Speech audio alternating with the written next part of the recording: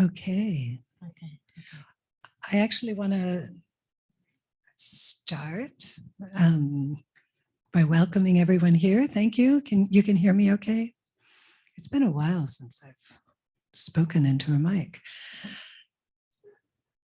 I first want to just acknowledge that on the schedule, there were a whole bunch of names that were listed, including a couple of deeply beloved longtime members of ICSA, Cathrine Moestue, also Sarah Edmondson, a very well-known figure in the cultiverse, as we like to call it. Also Lisa, who is the co-founder of I Got Out, and Lisa Kohn. So those 4 people are actually listed on that are part of the panel, but oh my goodness, there's only 3 of us here. So the truth is there was some confusion that took place when we had to make a decision to either be here in person or do the whole panel only online. And we chose, since the 3 of us were coming in person, to do in person. So we're really glad that you're all here.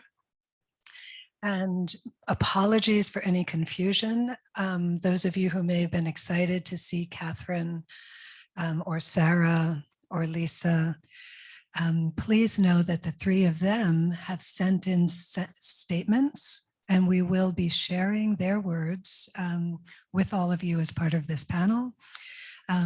So the 3 of us will present as well as those 3, and then we will have open discussion Q&A time. Is that it? I think we're going to start. But for those of you who are wondering, what is this hashtag I Got Out thing? I'm going to read the mission statement, and then Gerette will elaborate for you.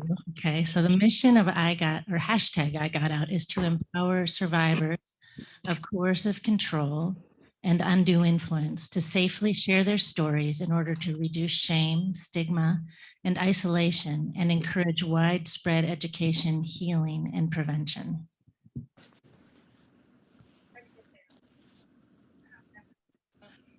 We have it on the... Yeah, technical issue with the PowerPoint. Power button. It's like the IC comes to you and you're like, Shelly, did you restart your computer?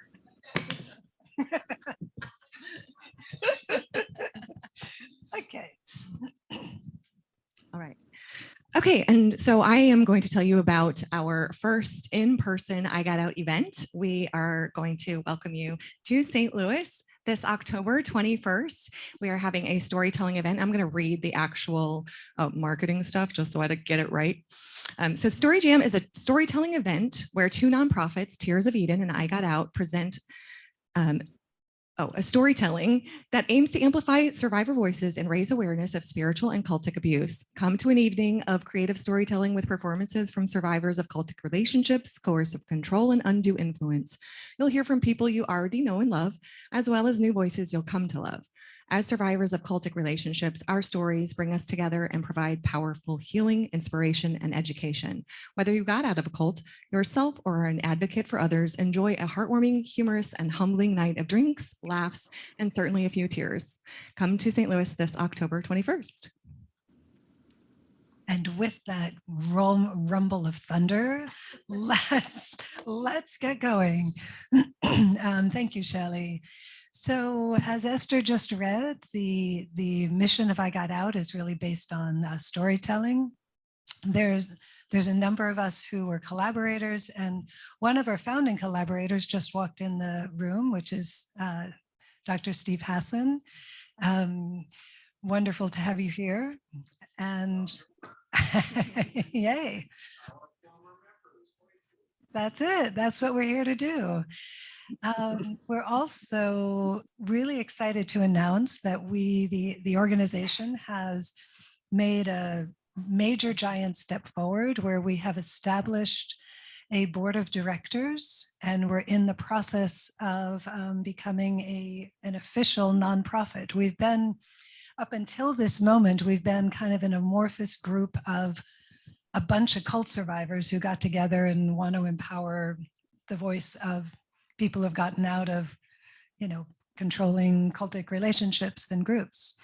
And now we're really, forming into an organization, and couldn't be more thrilled with the individuals who are on our board of directors. Should I run through the name of people, or we're? I think Yeah. we're okay on time. In case you're curious,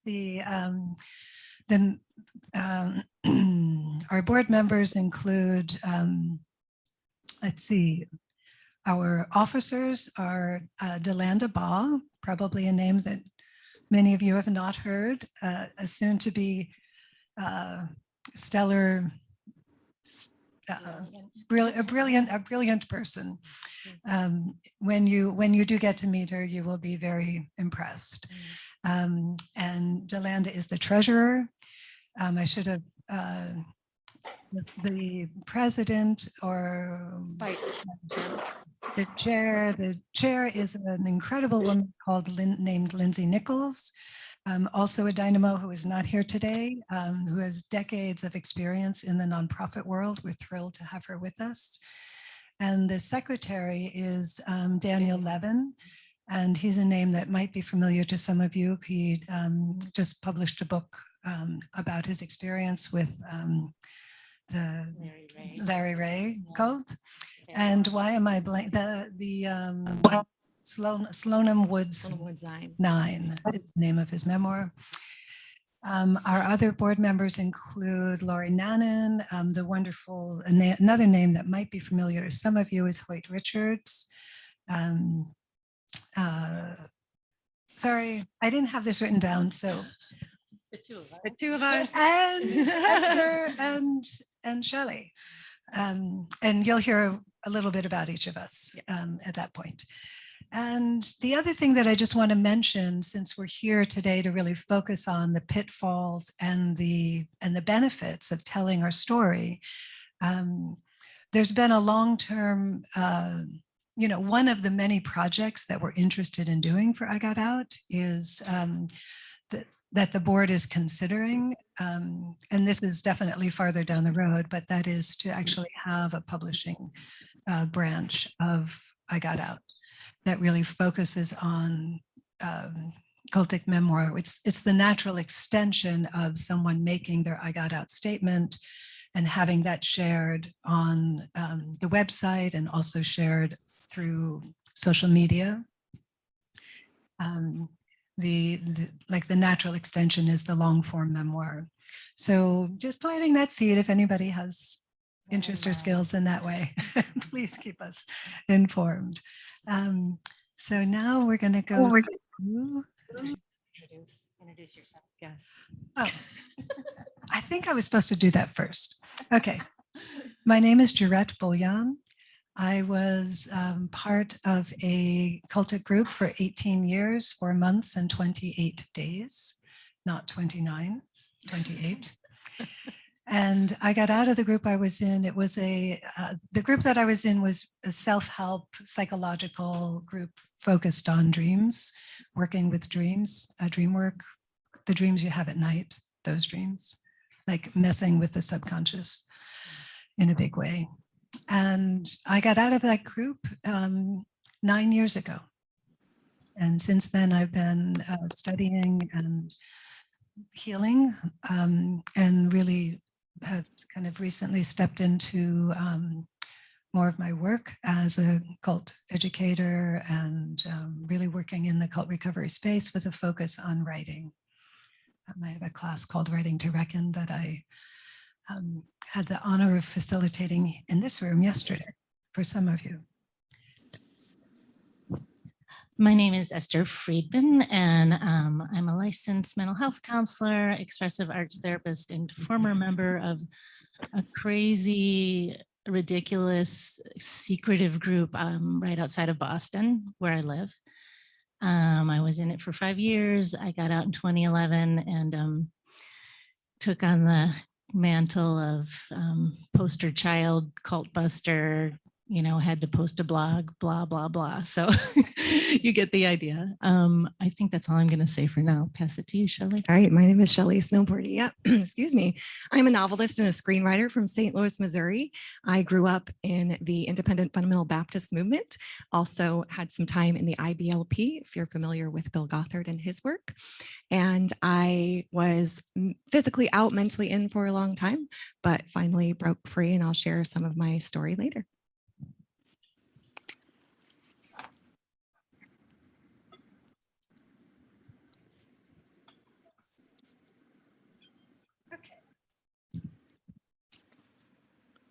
For whatever reason, I tend to do better when I stand. So it might feel weird, but I just have to do it. I tend to speak more clearly when I stand. So I'm going to stand. I'd like to first present to you my dear friend and beloved colleague, Lisa. She is the co-founder of IGotOut.org. And I can't imagine my life now without Lisa. In October of 2020, I had the extraordinary pleasure of meeting her on a Zoom that was started by Dr. Hassan, where 5 of us ended up on this Zoom together through this extraordinary series of coincidences that you can read about in the About section on the IGotOut.org website. But it was just an extraordinary synchronicity, coming together of cult survivors that just said, oop, we see a need and we are coming together. And when I first looked at this woman on the screen, I was like, okay. And I could not have imagined what would have transpired in the next 2.5 years. These are the words of Lisa. The telling of one's #IGotOut story is not a one and done situation. For most cult survivors, our experiences of power over abuse span years, if not decades. When we first leave whatever high control environment we were in, it can sometimes take a while to recognize that the realities we just accepted as normal groups were actually the means by which we were controlled. It's often through stories, and particularly those told in specificity and detail, that the patterns and mechanics of control are unveiled. The routines, rules, and rituals of cult life are, in actuality, the ways in which our autonomy, our connections, and very lives were stripped from us and harnessed for the benefit of those who had projected our power, we had projected our power onto. These practices can seem formative to our group identity, until we broaden our scope and begin to allow ourselves to hear about the experiences of survivors from groups other than our own. This is the benefit of using hashtags such as #IGotOut or #CultSurvivor when sharing one's story online. In this way, we as cult survivors can find and support each other and know that we are not alone. There are many legitimate reasons that a survivor may feel it isn't safe to tell their story. Oftentimes, there is the potential of harm to loved ones still in, and a concern that telling our story would push them even deeper into the group.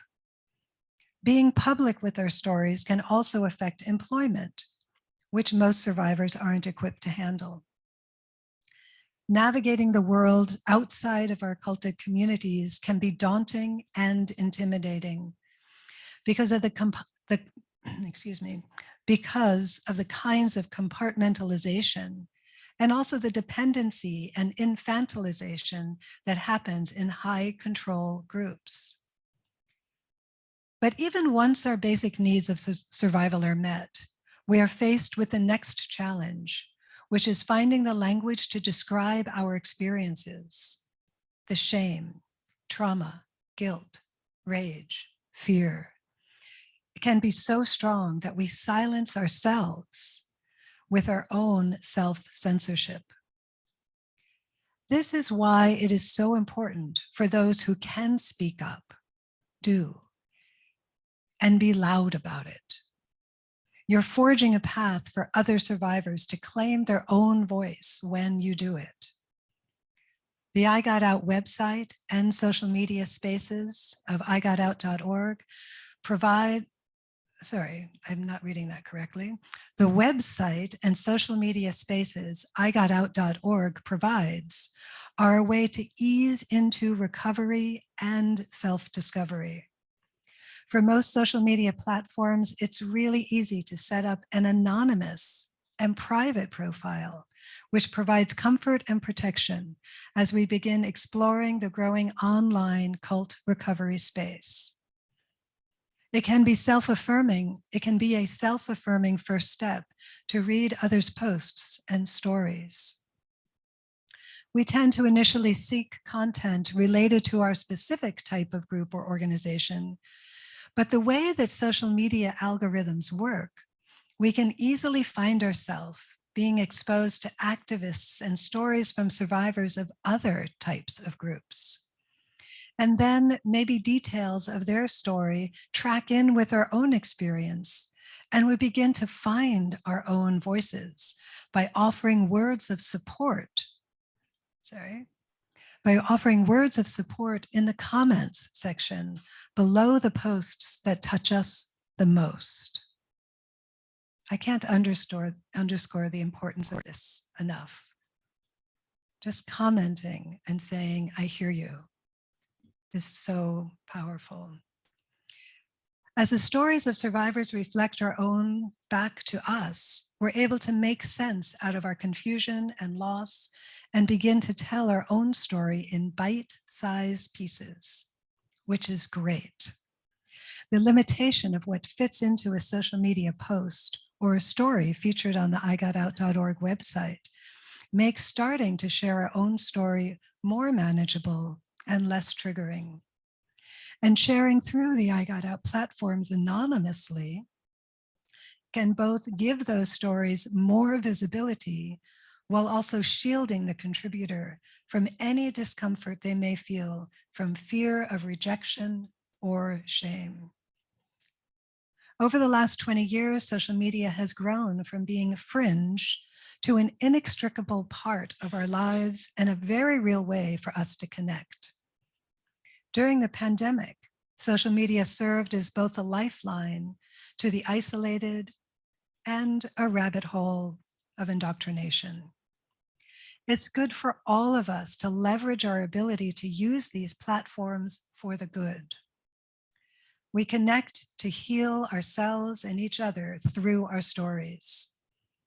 Through our stories, we educate and inform about the dynamics of cultic involvement and promote awareness, which prevents further harm. This has been my personal journey of being a co-founder of the hashtag I Got Out movement. Living and breathing the stories of other survivors has given me the confidence to dig into my own memories and begin the penning of my own long-form story. And hopefully, in my sharing, this is Lisa, of course, in my sharing, I'll be able to give to others the same boost towards healing and freedom I've received from the bold ones who've traveled this road of reclamation before me. Hashtag I Got Out, be free, Lisa.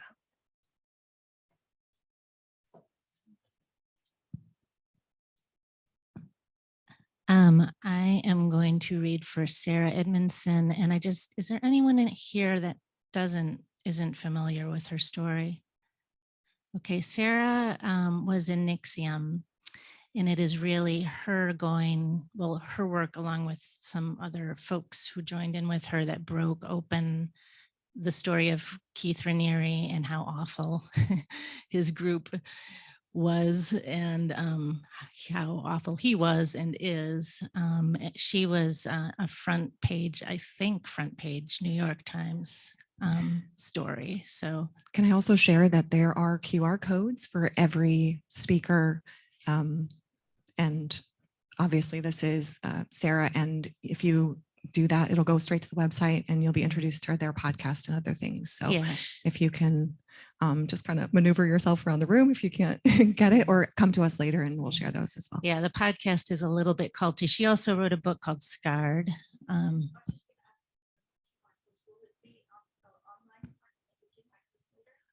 I don't believe so. I think that this is just our presentation that we gave to them. So probably Yeah. not. I have been elected, and I'm also kind of honored to read hers because as a fellow cult buster, we kind of shared the message here. So she wrote, "Hi, everyone. I am so sorry that I can't be there in person." Hold on, technical issue. Please feel my virtual hugs. I wish I could download my entire past 6-year catalog of what life has been like since leaving Nixium so that it could help you all in some way. There have been so many ups and downs, ebbs and flows, but here I am 6 years later and feeling more grounded and solid than I ever could have imagined when our world got turned upside down. All I can say is that it was worth it for me. I can only speak to my experience of whistleblowing. I do think it's such a personal, individual choice. My choice to go public was right for me.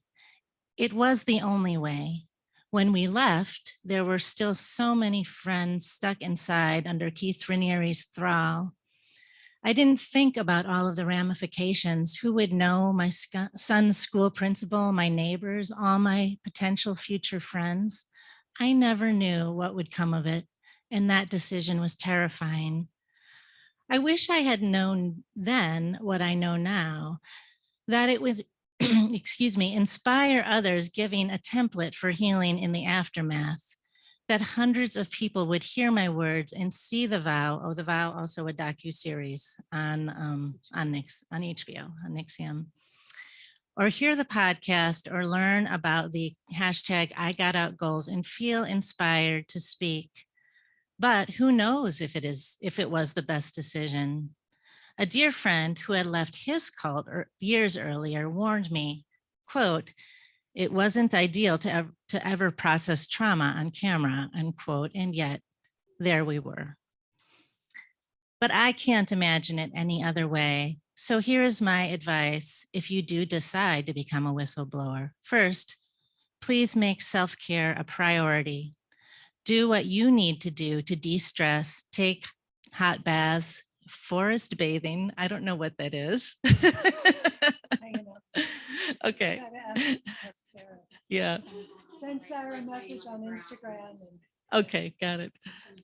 Now I just lost my place because I was like, what is that? Anytime in nature, experiment and find your new happy places. Know that it gets better, which we can all confirm up here. There's always a light at the end of the tunnel, and hold on, as Evan Rachel Wood said on our pod, there might be another tunnel, but I'll always be another light. The healing comes in waves. The choice to be public was the most stressful of my life. Know that you will be in a constant state of leaving, but one day you will be able to talk about it without all the trauma. Again, I think we can confirm that. Not all therapists are the right fit or understand what you've been through. Keep going till you find the right one. Even the best therapist might accidentally trigger old wounds, especially if you were in a therapy-based cult like Nixium. Surround yourself with people who support you. Lean on family and friends. Continue to educate yourself like you're doing here today. To summarize, you need emotional support, practical and logistical support, educational support, psychological support, and nature support. Finally, get some media training. It's a little practical advice here. There's a lot of free resources out there. You will need to know how doing a podcast is very different from doing Dr. Oz. You need to know the difference between long form interviews and sensational, quick form exploitative media that is only going to give you 10-second sound bites to tell your story. Don't make quick decisions about selling your life rights and doing book deals and things like that, because you're going to have lots of opportunities. Feel free to reach out if you need support. You got this. And know that if you decide to tell your story, you will likely blaze a trail for someone else to do the same thing. Hashtag I got out, hashtag we got out, hashtag welcome to freedom.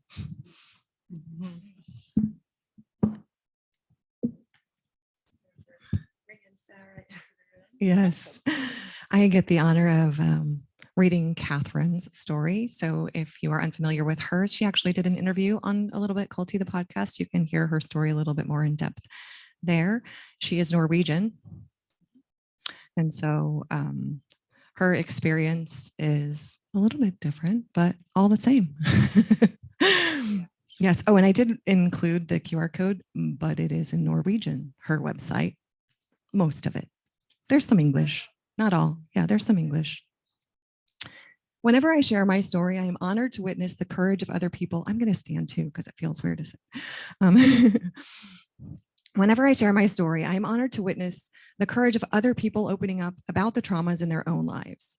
I first started sharing small parts of my story publicly in 2011 at the ICSA conference in Trieste, Italy, in the context of countering radicalization. This has slowly built up to sharing more, first at conferences, then 4 chapters in the book Far Out, on the podcast A Little Bit Culty, and finally sharing my moral transgression and moral injury on the front page of a national newspaper here in Norway. So I will say that it is the largest newspaper. It'd be like being in the New York Times. The fear I had before speaking out was intense, and I expected ridicule, especially from other professionals. But the opposite happened. Again, I became a witness to other people's courage to open up about their own trauma after reading about mine. Sharing my story as a psychologist sparked the courage of other professionals to share theirs, which was such a heartwarming gift to me. To feel in my bones that yes, it does have an impact to share your story. It is not for attention seeking, she has that in quotes, which is something my cult leader used to shame me about, but understanding now that I am truly doing good by sharing my story. I am so moved by this fact. It has changed my life because their stories motivate me to share more, create more, and just keep on giving. Experts on the subject still sometimes suggest that cult survivors remain largely silent, isolating themselves from each other and helpful services.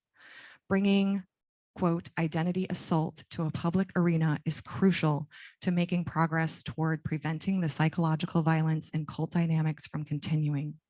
I was advised against being vulnerable and telling my story on the front page of the newspaper by several trusted advisors. Luckily, I have others who encouraged my bravery and can see that my fears of exposure were driven more by what happened in the cult, not what is realistic to happen now. I'm eternally grateful for those 2 mentors who helped me decide, making sure it was ultimately my decision in the end, as I was afraid to be persuaded against my better judgment. The opportunity to open up about my story in the newspaper, and it needs to be said that this journalist worked with me for a long time before I finally said yes and trusted her good intentions. This breaking of the story 30 years after it happened has allowed me to feel like I am doing meaningful work on an issue I care deeply about, which in turn has helped me become stronger in my recovery process, something that has lasted decades. It's a relief that I don't have to keep it inside anymore, and I think it has to do with my shame, my idea behind why it happened to me or how it happened to me, and realizing it's not my fault. Experiencing how most people confirm and validate that this story is indeed not my fault, even if I had some responsibility in it. This truth is giving me a special kind of oxygen so that I can breathe a kind of freedom I have never known before.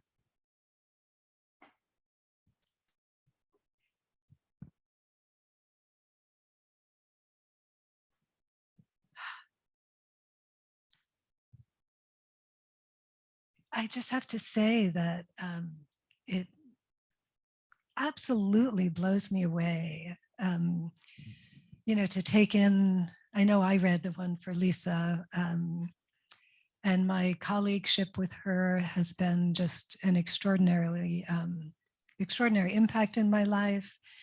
having Sarah being in relationship with this, someone who is like a celebrity in her own right, who has compassion and capacity to really honor the importance of sharing our stories, through her whistleblowing.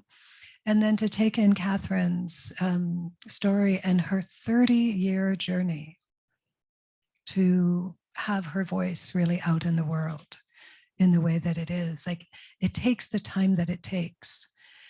And I realized a couple of things this morning. One is that a few moments ago, I forgot to tell you something really important, which is another honor. And that is that in the last board of directors meeting for I Got Out, I was elected the executive director. So, and which is I'm going to interrupt you just there, because this woman, all the work behind it, okay, not all, that's an exaggeration. Most of the work behind it has been done by Gerette. And so what it has become and what it is becoming is largely due to you. So I wanted to just interrupt with that, because she'll be modest about it. But yeah, that's why we voted you. Okay, thank you, Shelly. Like, it was like, does anybody want to vote? And everybody was like, yes. So it's a process. And again, I just have to say again, there would be no public presence if I got out if Lisa was not in the world. Lisa, the anonymous activist, and my dear, dear friend. So right now I'm going to share just a little bit about the Writing to Reckon, which is a class that I facilitate, and healing through memoir. And I discovered when I first landed here this morning that my notes had not downloaded properly to my writing tablet. And then I got really excited because they did download. And then just a couple minutes ago, I realized that only half of them downloaded. So I'll be winging it. And thank you for, just hanging with me here. So when I got out of the everyday cult that I was in for 18 years, a really dear friend of mine handed me a CD set of the work of Dr. Dan Siegel. It was called The Neurobiology of We. And I listened to this CD set multiple times. And there was one part of it in particular that I think I wore a hole in the CD. And that was the section where Dr. Siegel talked about the importance of creating a coherent narrative out of, like, wherever there's confusion or traumatic experiences. If we can create a coherent narrative, feel free, come on in, and there's seats up here if you don't mind, or you can sit in the back too if you want, but please make yourself comfortable. But the importance of creating a coherent narrative cannot be underscored. This is a quote from Dr. Siegel. When you create a coherent narrative, you actually rewire your brain to cultivate security within yourself and within your relationships. I'm going to read that again. When you create a coherent narrative, you actually rewire your brain to cultivate security within yourself and within your relationships. When we get out of controlling cultic religion, groups, whatever it is we were part of, we've by definition experienced trauma. We've experienced profound confusion. We've experienced cognitive dissonance, all kinds of stuff. And we human beings are meaning-seeking entities. So when we can find some sort of meaning and coherence out of, I'm going to try really hard not to swear. because it often slips out, but because of the screwed up situations that we've experienced, when we bring coherence to that, we are literally regulating our body. We get to live within our skin in a whole new way.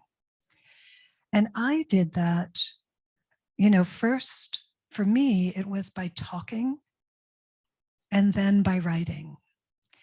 And in the memoir that I did eventually create, it took me 7 years, but it is out in the world now. I describe the sudden awakening that I had from the 18-year grip that I experienced. And I also describe the very first time I told someone other than my husband what happened. And I call it snapping out in my book. It was a very sudden waking up to, what I experienced. I think most people experience a slower, more gradual understanding that something is really, really wrong. But the very first time that I told someone I was absolutely terrified. I was shaking, like literally, like visibly shaking. And I knew that I had to tell her because I was going to spend the whole day with her. And I could not, and she knew me really well. It was someone who knew me for 30 years. So I couldn't fake it, that I was a different person that day than I was when I was in the group and she had witnessed me through the whole time. And after I finished telling her what happened, I noticed that I wasn't shaking anymore. So the speaking helps us to integrate. Writing helps us to integrate. And through my writing, which became, everybody has their own way of expressing their story. Mine was through writing. I kind of stumbled into writing. I didn't really start out writing a book. And then I met this wonderful person who I grew to really trust, and she became my book coach. And after having spent a couple of years before that studying cult dynamics and understanding what I had gone through, bringing the understanding of what it is that controlled me into my writing process has been incredibly powerful and helpful. And I actually ended, the very, very end of my book was written before I Got Out was born. I didn't tell you that I Got Out was born on October 20th in 2020. That's when we had that first meeting with Dr. Hassan and Sarah and Lisa and myself. And I had written the end of my book, which I'm going to just read to you. It's 2 paragraphs, if you can bear with me. We doing okay time-wise?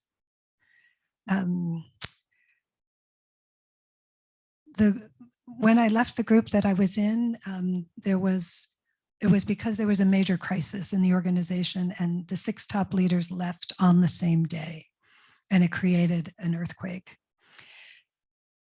Perhaps the group exodus of my former colleagues fleeing from our group was a version of healthy group instinct, an internal drive to get the hell out of an oppressive system.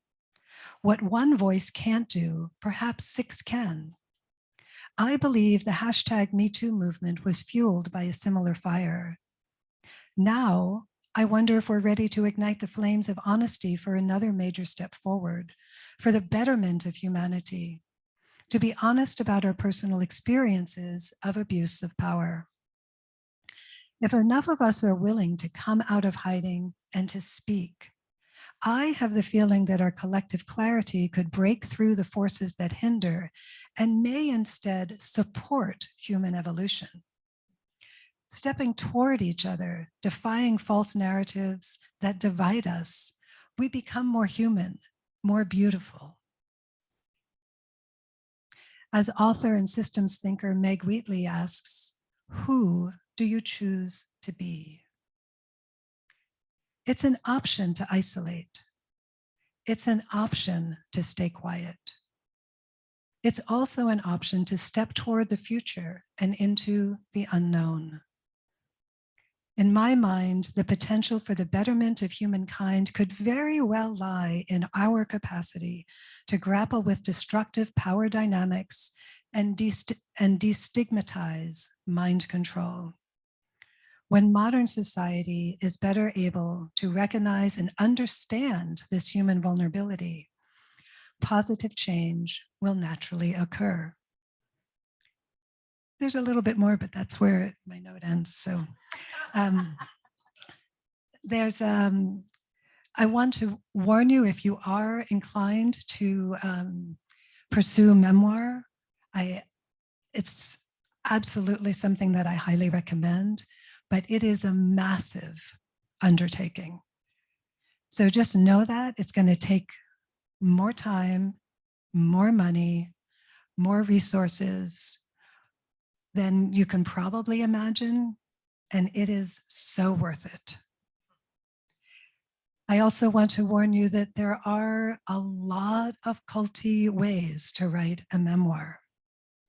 We are fodder for a lot of commercial machines that want to benefit from your story, take your money, take your time, use you and abuse you. I experienced it with I had a tiny little, publishing company, and I experienced profound bullying, and it's like not cool. It's not something that any survivor should really experience. So it's my hope that that's part of why I mentioned earlier, in the long run, we are hoping that a publishing company, branch can happen. So we are every one of you here is a creative force. No matter what you've been through, I hope that you will find a way you can speak your story.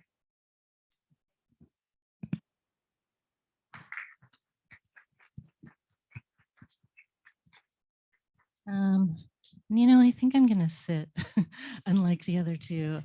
And these ladies will tell you that I was up at 4:30 with this download. So I'm just going to read. I also didn't expect this to be quite as emotional as it is. So bear with me here. Just wish I could get it to prop up. Okay.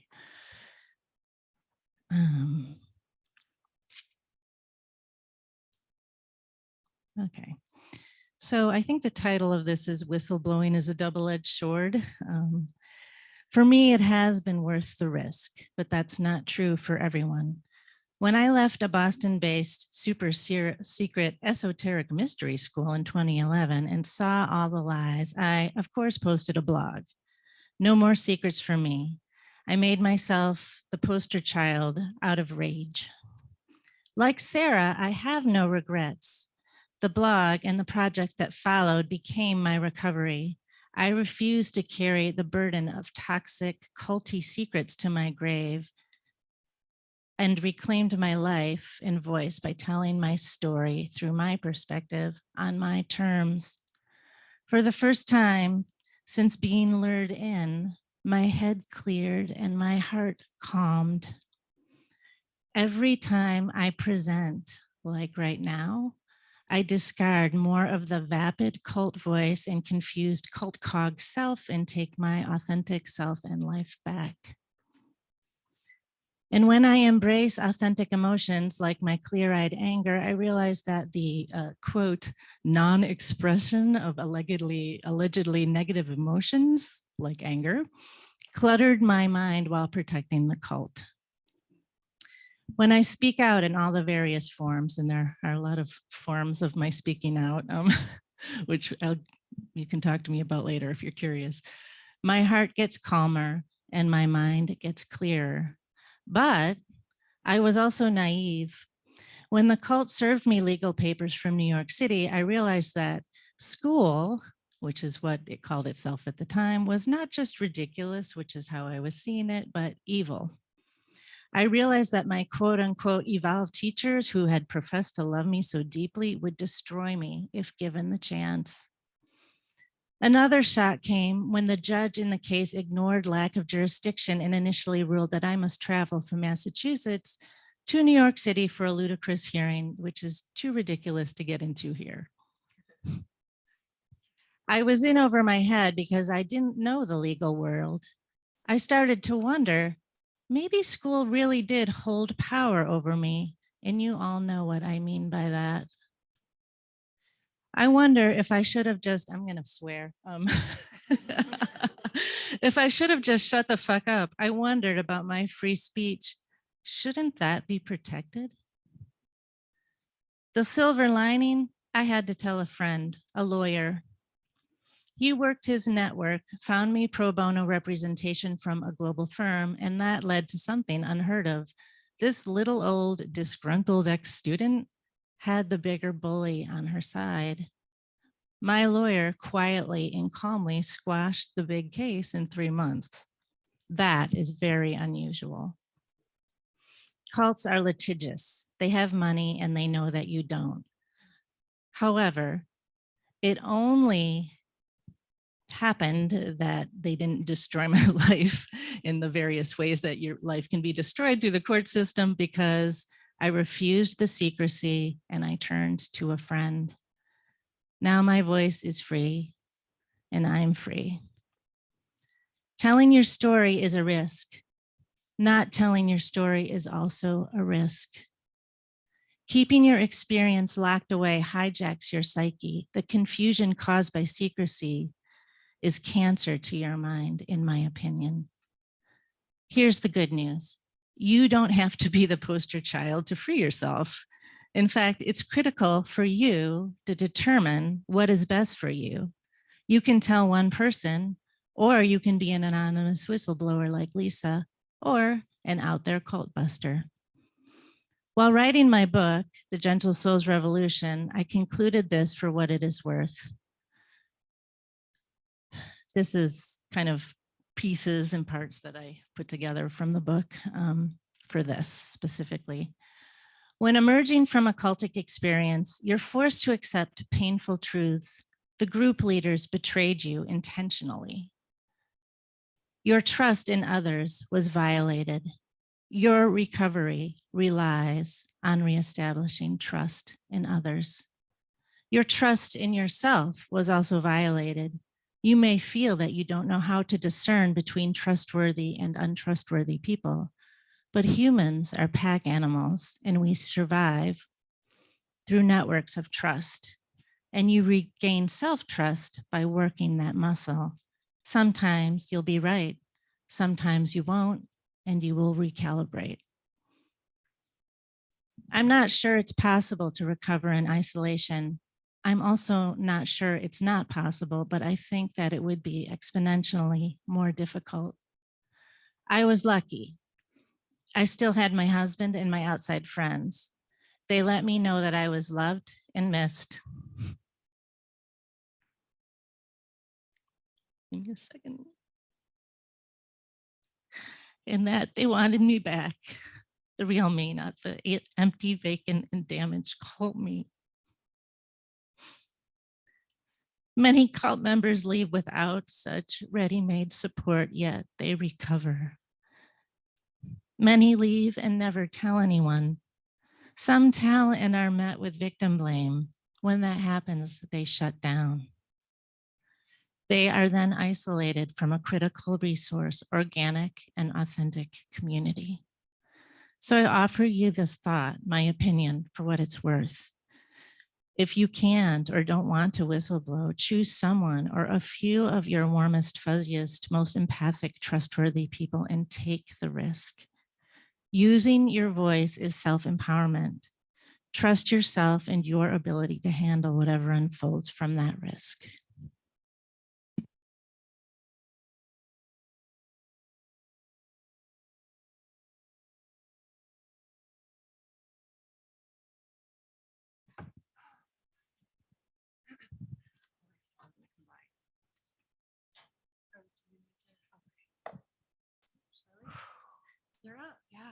I had to take a breath after that one. Thank you, Esther.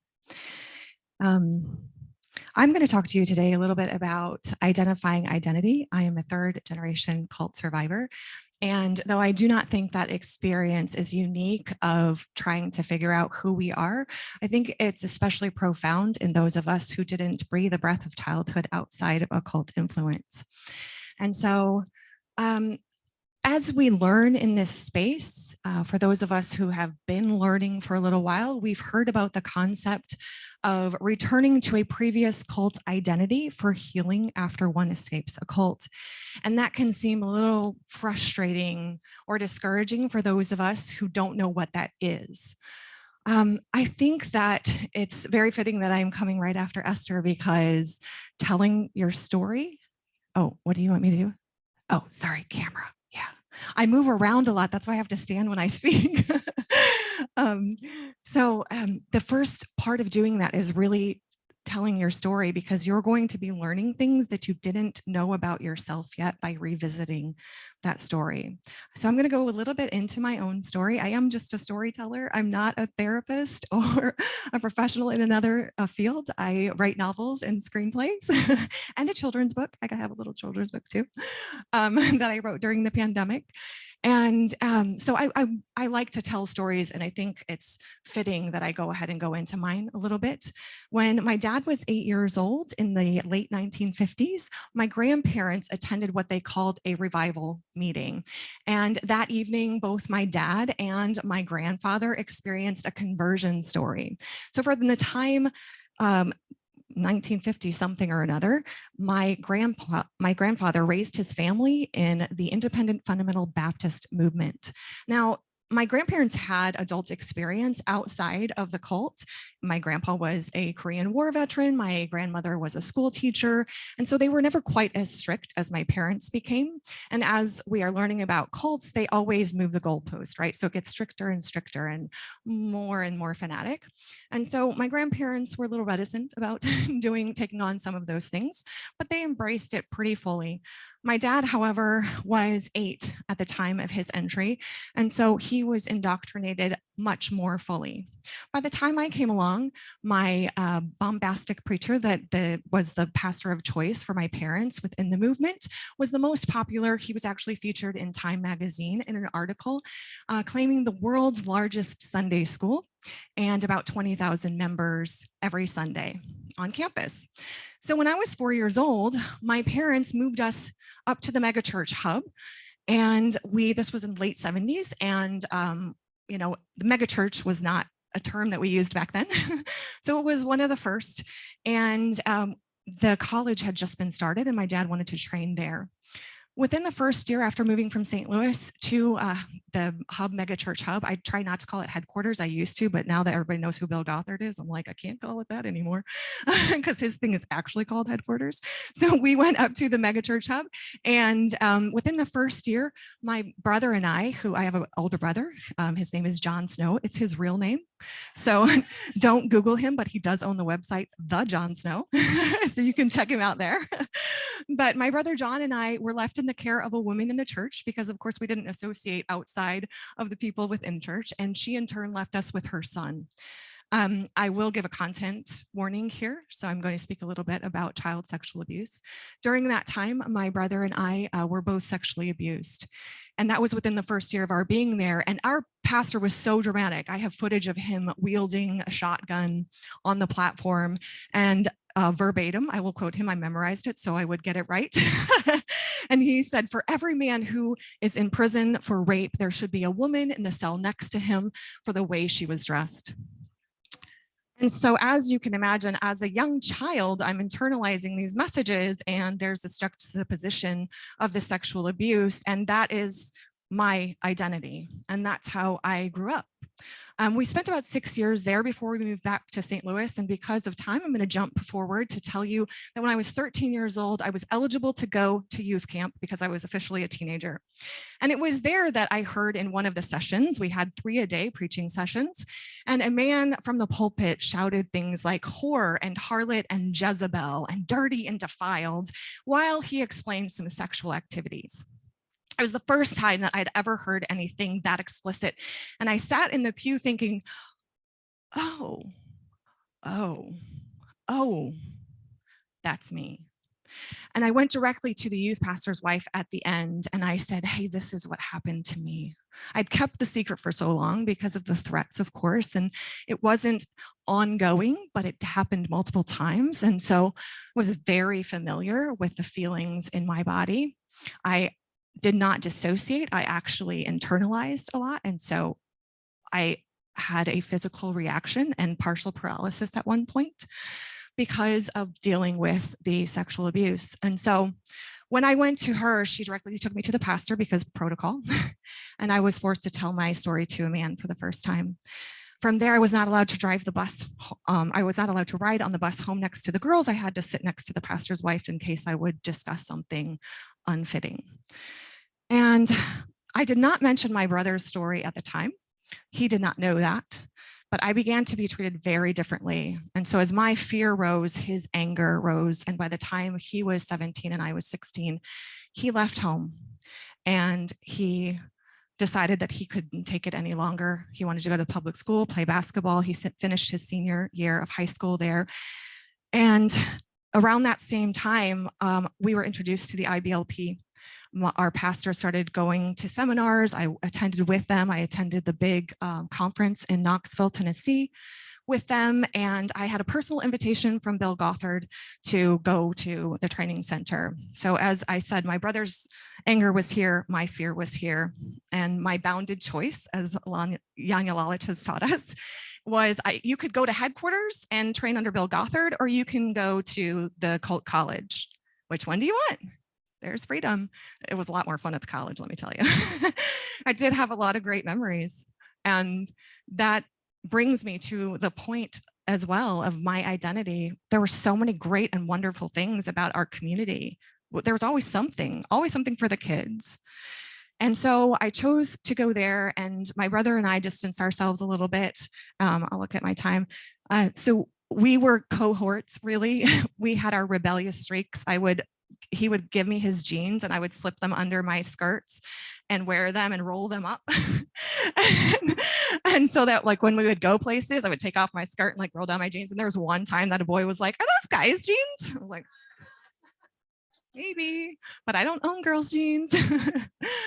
Anyway, so I left to go to the cult college, and my brother, of course, like I said, distanced himself. We stayed in touch, but not close until 2011 when our father passed away. And I got a phone call. I was living overseas. I attended the funeral and then headed back. And my brother called me one day and said, hey, we should really call the church and see what kind of programs they have for widows. And I was like, we do not want mom beholden to them for anything. And he pushed a little and I was like, dude, that place is a cult. How could we do that? And he stopped and made me repeat it. And ultimately he was like, well, I knew it was a cult. I didn't know you knew it was a cult. And from there, we were able to repair some of our distance. Not physically because I was still living overseas at the time, but eventually I moved home and we got closer and closer. So I will tell you about my brother. He is an acting or a paid actor or whatever. What do you call it? A successful actor? That's the word I wanted to use. A working actor. Because, sometimes you're like, yeah, my brother's an actor in Hollywood. They're like, yeah, okay. No, he's actually, you've probably seen him on shows. He's been on like the Netflix Recruit, The Rookie. He's on there often. Anyway, so a few others. So he's a working actor in Hollywood. He's done a lot of film writing and documentary work. So in 2020, I had started my memoir. It's still not done, guys. So in 2019, I had started it. And in 2020, I was like struggling and slogging through this. Like, I don't know if I can get through this memoir. And he started working on a project and he's like, I don't have enough memories about our childhood. And so we began talking more and more about our childhood and unpacking what happened to us and pulling at little threads that we hadn't remembered and finding out actually who we are. And he changed his profile and all of his sites and all of his work to talk about, I'm first and foremost a cult survivor. Embracing that and understanding our identity was huge. We collaborated on a project We are writing a fictionalized drama about our experience of what it's like to grow up in the IFB.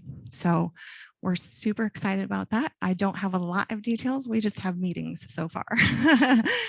But by doing that, I had an epiphany moment. And this is really the essence of what I want to share with you, because hopefully it can be a help if you like to picture things the way I do.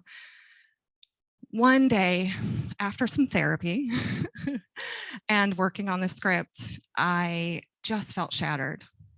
I was overwhelmed and crying, and I visualized the shell of who I thought I was shattered everywhere on the ground. Nothing I thought was true, is how it felt. But I took a look at those shards that lay around me and envisioned myself picking them up and building a beautiful mosaic. So now that's how I view identity. It seems like such a narrow question. How do you identify? To a broad and nuanced answer. So in that nuance, I want to pick up the things that I define as myself, because that's my right, and who I am and who I want to be, as the mosaic that is uniquely and beautifully me. And I hope you can embrace that as well. Thank you.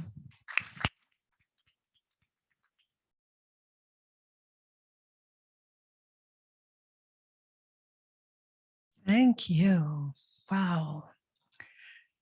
So now we're just open to hearing from you, questions. I will pass the mic if you have a question so that your question can be heard.